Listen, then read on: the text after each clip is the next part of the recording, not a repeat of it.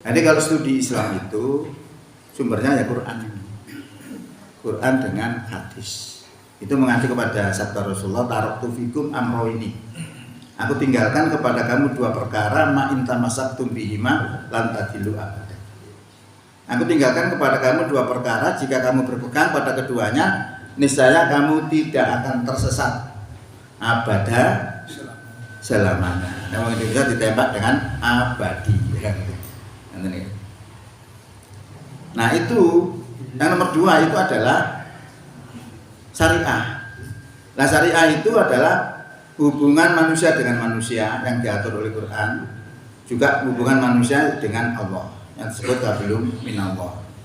Nah itu kalau di Indonesia dipilih, sehingga belum minanasi dipilih nek kira-kira sing zakat itu oke. Nah sing pidana-pidana ndak. Nah kalau kita melakukan seperti itu artinya kita memilih ayat, sebagian kita imani, sebagian kita kufuri. Yang seperti itu tidak dibolehkan. Ya. Sehingga di dalam Quran disebutkan begini, afatu minuna bibadil kitabi wa takfuruna bibad. Apakah kamu beriman kepada sebagian kitab dan kafir kepada sebagian lainnya? Fama jazaa'u may yaf'alu dzalika minkum illa khizyun fil hayatid dunya wa yaumal qiyamati yuraduna ila asyadil azab wa mallahu bighafilin amma ta'malun. Apakah kamu beriman kepada sebagian kitab dan kafir kepada sebagian lainnya? Tidak ada balasan orang yang berbuat demikian di antara kamu kecuali kehinaan di dunia, dan pada hari kiamat kamu akan dikembalikan kepada seberat-beratnya siksa. Allah tidak lupa terhadap apa yang kamu kerjakan. Jadi artinya kita itu sebenarnya dituntut untuk melakukan Quran ini, Islam ini dengan konsekuen. Tapi kalau dengan melakukan dengan konsekuen berhadapan dengan negara. Karena apa tadi?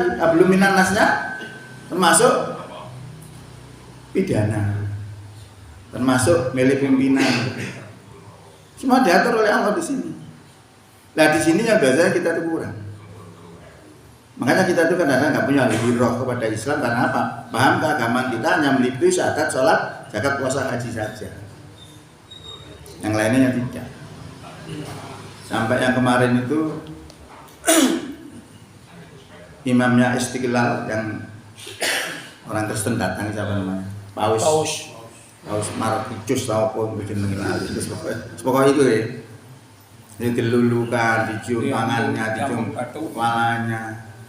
Kenapa? Menganggap semua agama sama. Nah ini kan paham. Berarti orang beraktivitas tentang agama itu tergantung ke kepahamannya. Nah dia melakukan seperti itu sampai karena pahamnya seperti itu diikuti oleh orang-orang Islam lainnya.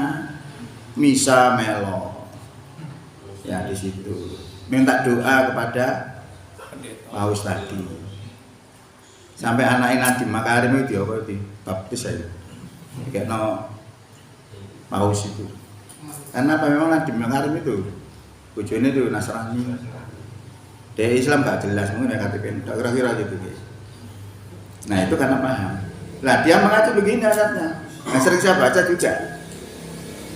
Innalladzina amanu walladzina hadu wan nasara was-sabiina man amana billahi wal yaumil akhir wa amila sholihan falahum ajruhum 'inda rabbihim wala khaufun 'alaihim wala hum yahzanun. Sesungguhnya orang beriman, orang Yahudi, orang Nasrani, orang Sabiin, siapa saja di antara mereka yang beriman kepada Allah dan beriman kepada hari kiamat dan beramal soleh, falahum ajruhum inda rabbihim, maka pahalanya ada di sisi Tuhan mereka. Wala khaufun 'alaihim wala hum yahzanun, mereka tidak ada ketakutan, tidak ada rasa takut, dan mereka tidak bersedih hati. Dengan ayat ini disimpulkan bahwa semua agama sama. Maka disampaikan oleh imamnya Istiqlal itu begitu. Terus saya bantah. Wa may yabtaghi ghairal islami dina fala yuqbala minhu wa huwa fil akhirati minal khosirin. Barang siapa mencari agama selain Islam, maka tidak diterima dan di akhirat termasuk orang yang rugi. Lho kebantah lho.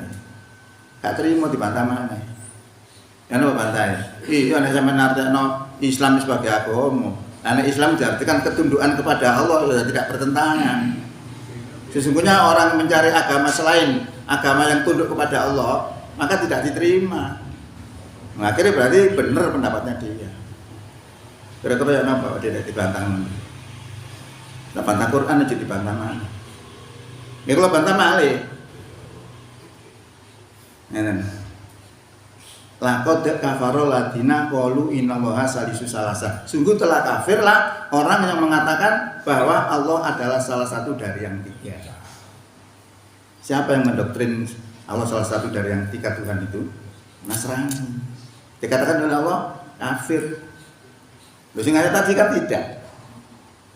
Nah, ini menyebabkan juga kita dituntut untuk memahami Quran. Karena kisah nyatanya ada tahun 2015. Seorang bernama Ahmad Kharqon di Mesir sana menjadi murtad padahal dia hafal Quran 30 juz. Hafal Quran 30 juz yo murtad. Pamane awake dhewe hafal nek kulo tok matirno 30. Jadi kenapa kok begitu? Karena Quran banyak kontradiksi. Nah, ini dibutuhkan ilmu gitu. Itu tentang masalah Quran ternyata kaitannya dengan segala sesuatu itu ada, dijawab semua oleh Allah. Nah, termasuk tentang pilkada ini. Saya jadi bangga dengan Quran itu, ternyata apa saja yang dialami manusia itu dibahas. Apa jenengan sudah punya jago kan enggak? Punya. Mangel jago tidak jadi. Allah tidak menetapkan orang yang moderat, tidak. Allah tidak menetapkan orang yang radikal juga tidak. Allah tidak menetapkan orang kafir, tidak menetapkan orang yang Islam. Tapi yang disuruh milih adalah orang yang beriman. Karena nek iman harus mesti Islam, nek Islam durung karuan iman. Enggak ta, enggak. Apa munafik ya nabi? Munafik ya wong Islam. Bersyahadat juga. Makanya Allah tetapkan sing iman. Nek Islam belum karuan iman. Bisa jadi Islam itu zalim, bisa jadi fasik, bisa jadi munafik. Nah, Quran ini sekedar saja supaya kita itu tahu bahwa Quran itu luar biasa ajarannya. Dalam Quran surat 3 dan surat Ali Imran ayat 28. La yatakhidil mu'minuna al-kafirina awliya'a min dunil mu'minin. Janganlah orang yang beriman itu menjadikan orang kafir sebagai pemimpin. Aulia itu maknanya banyak. Bisa kekasih, bisa pelindung, bisa pemimpin. Nah, sama dengan ini loh. Kutiba alaikum yang diwajibkan atas kamu. Loh, kutiba artinya apa? Kutiba itu ditulis artinya. Dari kata-kata apa? Kata batu aktif, nek kutiba berarti pasif. Tapi berarti kan diwajibkan. Nah, itu ada kaitannya dengan ayat-ayat yang lainnya. Sehingga kita artikan itu bukan ditulis tapi diwajibkan. Nek cara Jawane ditetepno. Ya ayyuhalladzina amanu ya padha iman kutiba wis ditetepno alaikum ing atas sira kabeh apa asyamu poso. Cara Jawane ngoten. Jadi kok tondo-tondo koma, tondo ma, fathah atau jar itu maknanya semua ada. Makanya orang bisa baca gundul itu karena ngerti nahwu sorot. Unjul banyak kosakatanya atau mufrodatnya itu banyak baru bisa. Kalau enggak memang sulit. Sini sebutkan la yatakhidil mu'minuna. Janganlah orang yang beriman itu menjadikan al-kafirina ing wong kafir auliaa sebagai pemimpin. Min dunil mu'minin saking saliyane orang yang beriman. Tidak boleh jadikan orang kafir sebagai pemimpin, tapi harus orang yang beriman. Wa may yaf'al zalika lan sapa wong kang enggak nglakoni zalika kang koyo mengkono iku falaisa minallahi fisain mongko Allah ora menehi pitulungan sedikit pun. Nah, kalau kita melanggar aturan itu milih orang kafir, Allah tidak memberikan pertolongan sedikit pun. Illa antataku minhum tuqa, Allah kecuali karena takut memelihara diri dari mereka yang ditakuti itu. Kecuali siasat. Wa yuhadzirukumullahu nafsahu, Allah memperingatkan kamu terhadap diri siksanya, wa ilallahil masir, dan kepada Allah lah tempat kembali. Ini satu ayat. Jadi di sini kesimpulannya nek milih kudu wong beriman. Wong beriman itu apa? KTP ku Islam. Saya percaya kepada Allah, saya percaya kepada hari kiamat. Berarti iman. Ternyata tidak cukup. Apa buktinya? Buktinya ada panjenengan bisa lihat dalam Quran surat 2 ayat 8. Wa minan nasi may yaqulu amanna billahi wa bil yaumil akhir wa ma hum bimu'minin. Di antara manusia ada yang mengatakan kami beriman kepada Allah dan beriman kepada hari kiamat. Berarti ngomong, aku iman dengan Allah, iman dengan hari kiamat. Tapi dibalas oleh Allah, wa ma hum bimu'minin, padahal mereka tidak beriman. Kenapa Allah katakan seperti itu? Soalnya mereka ngomong iman, ya, iman marang Allah, iman marang dino kiamat. Ternyata tidak cukup. Allah katakan wa ma hum bimu'minin. Nah, bagaimana sebenarnya iman itu? Kalau menurut Rasulullah, iman itu ada 3 aspek. Pertama adalah iqraru bilisan, yang coro-coro di ikrarno. Bilisan kelawan lisan ini asyhadu alla ilaha illallah wa tasdiqu biqalbi, lan dibenarkan karo atine, antara omongan kali atine cocok. Apa ono omongan karo ati gak cocok, enten misal maling dicekel, sampe takoni gak ngaku kadang. Tapi atine ngomong, iya aku nyolong. Cangkeme ngomong gak. Berarti antara mulut dan hati tidak cocok. Tapi iman harus cocok. Antara mulut dan hati harus cocok. Ya. Nah, tadi orang sudah ngomong, sudah percaya kepada Allah dan pada hari kiamat. Tapi tidak dilakukan dengan arkan. Wa amalu bil arkan, diamalkan dengan perbuatan. Jadi antara 3 unsur ini harus cocok. Misalnya aku beriman kok seneng ngombene jenengane Perto, saya gak masuk. Ya umpama ngoten iki. Putihan. Ada iman ya harus kudu cocok. Nek lakon juga agama dasar Quran dan hadis niku. Itu baru kita melihat orang itu beriman. Lah saya milih pilkada ya opo iki. Ya san delok ae wong iki opo perkara pantes zakat ya kayak juluki iman. Yang pantas ya boleh dipilih. Punjul tiket duit gak apa-apa. Lho cocok ya. Sing tiket duit gak oleh iku nek gak cocok. Iya, lagi untuk kan milih wong iman, milih wong kafir karena tiket duit. Suwa, ane cocok tiket duit ya enak nyer. Ampani. Loh, kisah suap nih loh, ngenten, gini Quran ngenten ceritanya. Lah wes aku nanya hebat. Ceritanya Quran ngenten ceritanya wong disuap. Ada salah seorang ulama namanya Bal'am. Bal'am itu hidup di zaman Nabi Musa. Nek saiki kira-kira gelare Yai Haji Profesor Doktor. Ya. Profesor Doktor inteleknya bagus. Keagamanya bagus. Dia ngerti Ismul Azam, dongone mandi. Lha sak kena suap e. Nah, ngono kena mau nawat dhewe. Ya, jangan nyoblos. Mau tahu bedanya pulsa aku diurung no ya gara-gara kalah saingan dhewe. Apa ini? Nah itu disuap, disuruh memusuhi Nabi Musa. Ya kaitannya gak gelem, disuruh didesak. Apa mana sing wedok desak gelem Mas. Ana dikai Mas otak yang enak. Disuruh katut. Akhirnya apa yang terjadi? Akhirnya ulama ini jatuh di hadapan Allah, martabatnya diperumpamakan seperti anjing. Ya. Jadi kama salih kalb intahmil alaihi yalhas al tatruhu yalhas.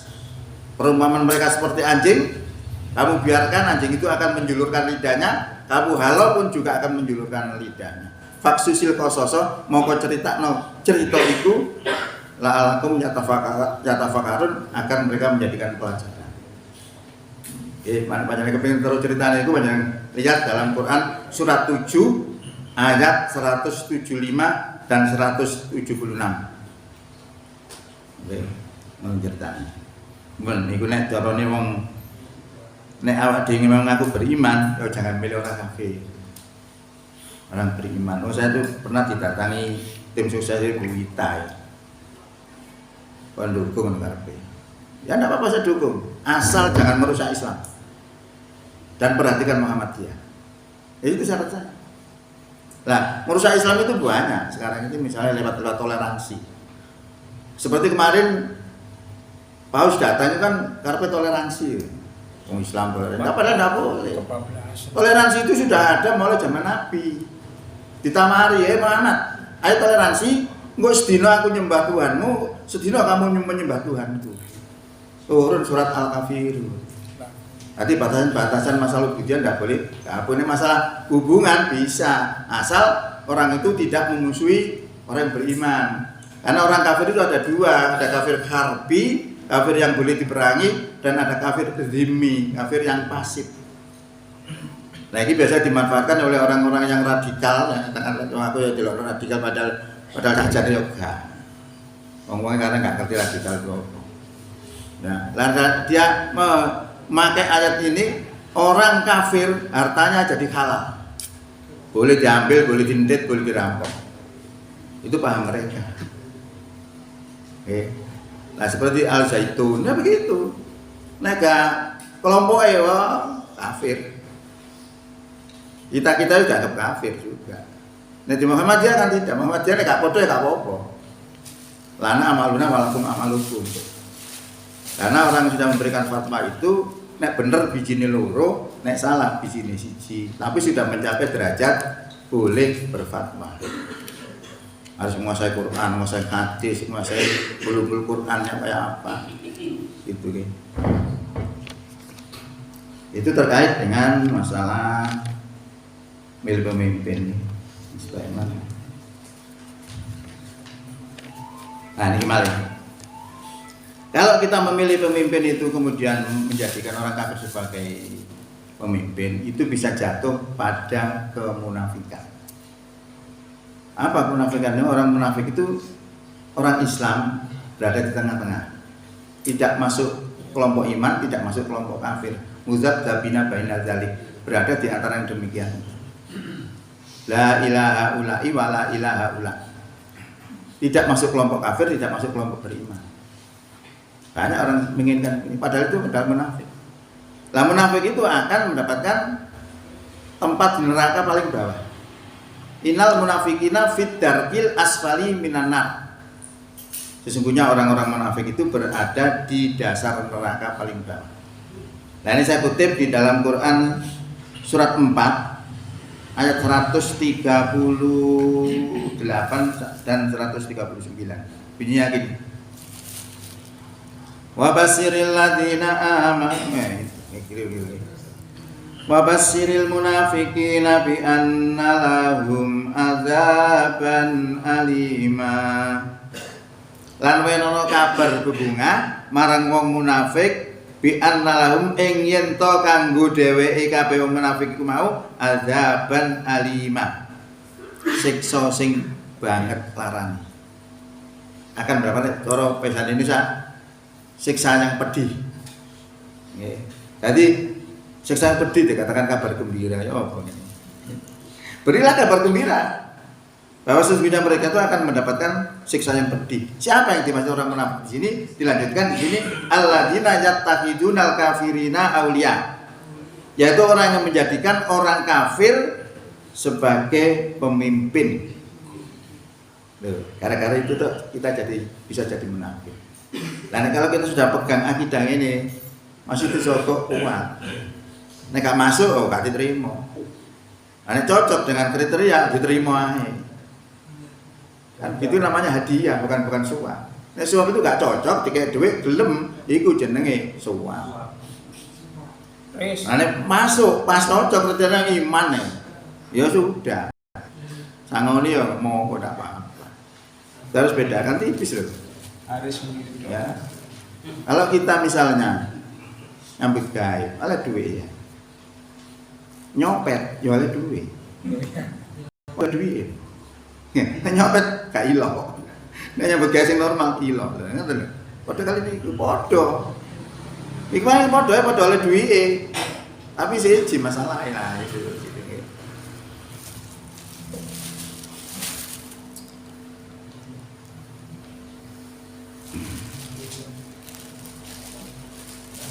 Ada betahuna indahumul izzah. Biasanya orang yang begitu itu kepingin oleh kemuliaan dari orang-orang kafir itu. Wis nggih ana milih aku tak dadi menteri. Itu misalnya begitu. Oleh kemuliaan mencari izzah. Dijawab oleh Allah, fa innal izzata lillahi jami'a. Maka sak temene kemuliaan itu milik Allah semuanya. Nah, ngomong wis sudah mendarat daging ini angel disuap. Nah, saya kira Pak Yoso disuap rokok cepet kena sana ini. Oh, gak rokokan. Rokok ini. Nggih. Kurang situ ayatnya. Malih. Ya ayyuhalladzina amanu la tattakhidul yahuda wan nasara auliya. Hei orang yang beriman, jangan kamu jadikan orang Yahudi dan orang Nasrani sebagai pemimpin. Loh, Yahudi Nasrani nggak boleh. Makanya biar Ahok itu ngamuk gara-gara ayat ini. Sehingga dia mengatakan kita ditipu oleh ayat surat 5 ayat 51. Soalnya dia Nasrani. Orang Islam nganterno iki ya kan sing milih orang Islam itu. Ya, makanya dirusak dulu itu. Ya alladzina amanu yang kamu beriman, la tattakhidul yahuda wan nasara. Ojo sira ndadekno wong Yahudi lan Nasrani auliya sebagai pemimpin, ba'duhum auliya uba'at. Sebagian mereka adalah pemimpin dari sebagian yang lainnya. Wa may yatawallahum sopone wong kang condong nanggone Yahudi Nasrani minkum setengah saking sira kabeh fa innahu mongko sak temene wong sing condong nang Yahudi Nasrani minhum itu adalah bagian daripada Yahudi Nasrani. Jadi kalau kita nyoblos orang Yahudi Nasrani, kita itu podo Yahudi Nasrani. Bisa diberkatkan oleh Allah. Golongan mereka. Fa innahum minhum.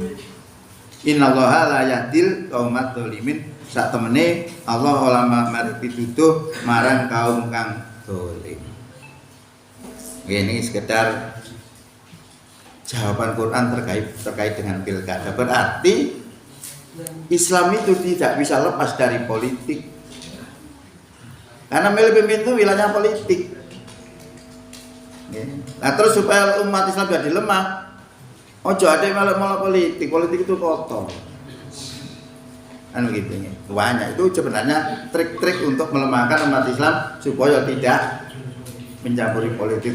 Untuk tujuannya apa? Supaya mereka yang menempati. Kalau mereka menempati, pasti putusannya nggak senang benar. Nah, jadi pegang Quran betul. Anda kan tahu di Uzbekistan, 90% orang Islam, tapi presidennya non Muslim. Apa yang dilarang? Jilbab tidak boleh, jenggot harus dihilangkan. Begitu. Karena apa? Pegang pos penting. Lah selama ini orang-orang Islam yang ingin memegang pos penting sulit karena kesadaran umat Islam rendah. Anda nek gak duit biasanya wonge.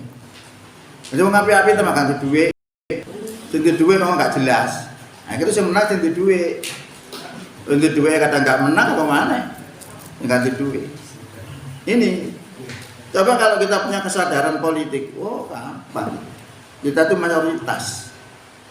mayoritas Islam sak dunia itu terbesar, tapi tidak punya pengaruh politik sama sekali. Karena sing diwedeni.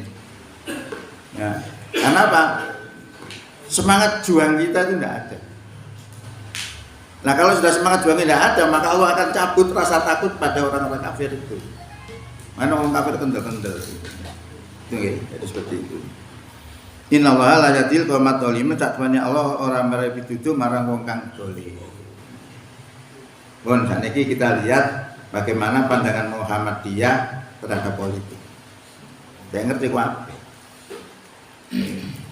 Muhammadiyah terhadap politik, khususnya memilih pemimpin ya, tidak memerinci. Tidak memerinci ujung ini enggak. Tapi sing dimasalahno, kalau orang itu jadi pengurus Muhammadiyah, gak oleh daftarno DPR, gak oleh daftarno wali kota, gak gubernur, presiden, gak boleh. Nah nek daftarno kudu metu. Nah, itu yang terjadi di Muhammadiyah. Nah, karena peraturan seperti itu, akhirnya kader Muhammadiyah untuk menempati politik, berada di politik angel. Nah karena angel, panjenengan lihat sekarang, kalau ono Muhammadiyah jadi pejabat publik, akhirnya apa Indonesia kayak ini.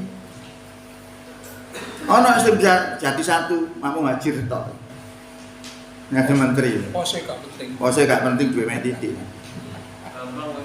Ya, lainnya enggak ada, Jepang tuh enggak ada Muhammadiyah. Habis ini. Itu karena paham politiknya seperti itu. Okay.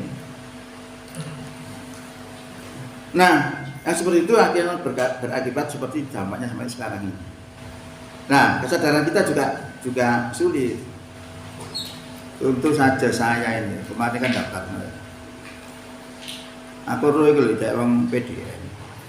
Situ ero aku iku lho cek PDA, kepala ketua. Nama saya nama Pak Nur Hadi gak metu. Berarti gak nyoblos. Jadi apa namanya? Emosionalnya Muhammadiyah tidak ada. Ini juga benar ya tidak bisa. Kalau kita tidak menguasai pos-pos penting, angel. Contohnya tadi di Uzbekistan itu presiden itu tidak bisa mengatur sak negara, karena mau dia pegang pos penting. Nah kalau di luar sistem mengoyo apa gak direken. Demo gak direken zaman partai, berarti presiden gak padahal ngejewani ngono. Tapi gak iso.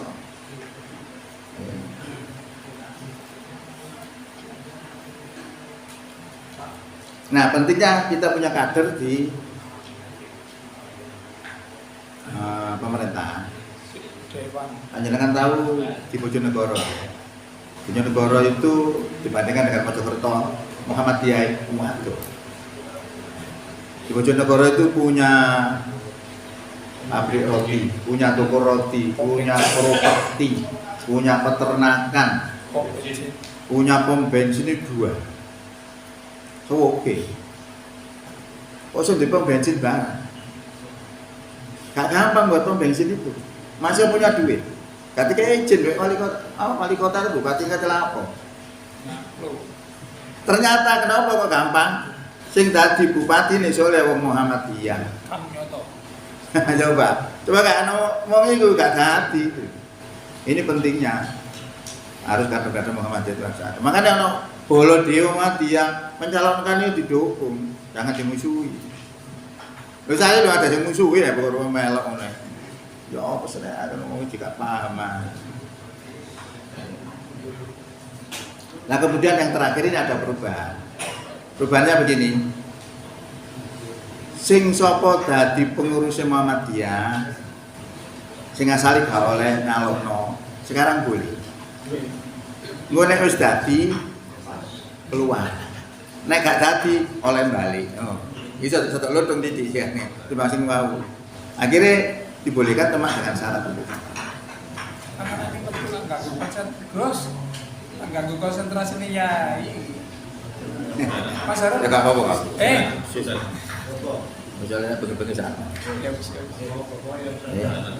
Nah itu menunjukkan apa? Itu pandangan politik Muhammadiyah. Nah yang sekarang ini pandangan politik Muhammadiyah salah satunya adalah namanya politik diaspora. Ya, politik diaspora itu apa? Kita orang Muhammadiyah ini boleh berada di partai manapun, tapi pandangan keagamannya harus tetap Muhammadiyah.